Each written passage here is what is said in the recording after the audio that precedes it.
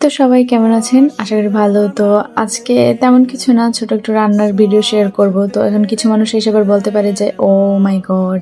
একটু ভালো-মন্দ রান্না হলে সেটা ভিডিও করে দিতে হয়।"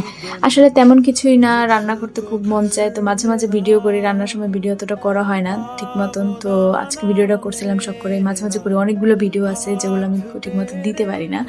তো আজকে আমি দুপুরের লাঞ্চে ছিল হচ্ছে ভুনা খিচুড়ি আর খাসির মাংস। তো ভাবলাম কি যে ভিডিওটা একটু শেয়ার করি। অত ভালো আমি রান্না করতে পারি না, কিন্তু আমি আমার মতন করে রান্না করি। তো ১ম এ খাসির মাংসটা সব ধরনের মসলা যেমন পেঁয়াজ, রসুন, আদা বাটা, কাঁচামরিচ সবকিছু আরকি যেগুলো এভরিথিং দরকার হয় টক দই দিয়ে সবকিছু সুন্দর করে মেরিনেট করে রেখেছি। আর খিচুড়িটা আমি হাতে মেখেই করব, কারণ আমার মন চাইতেছিল না এখন আলাদা, আলাদা করে করতে। কারণ সময় কম ছিল আর এদিকে খাসির মাংসয় তো টাইম লাগে, সেজন্য আরকি মানে মন চায় না আরকি। তো আমি সুন্দর করে ধুয়ে টুয়ে প্রেশার কুকারে দিয়ে দেবো। তারপর খাসির মাংস রান্না করার জন্য আমি একসাথেই সবকিছু করে নেব। মানে আলাদা, আলাদা যে আলাদা, আলাদা করে এটি করব সেটা আমার মন চায় না। তো আমি একসাথে প্রেশার কুকারেই বসাই দিছি। ভাল লাগে না আলাদা, আলাদা কড়াইতে করে তারপরে প্রেশার কুকারে কষাই দেব। তার থেকে একবারে প্রেশার কুকারে কষাইয়া তারপর হচ্ছে একবারে করে দেব। তো মাংসের পরিমাণ দেখে আবার অনেকে ভাইবে না যে এইটুকু মাংস আসলে আমরা ২ জন মানুষ, তো এর থেকে বেশি লাগে না আমাদের।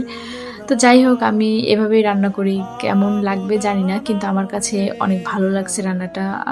১ম বার না ২-৩ বার রান্না করছি এর আগে।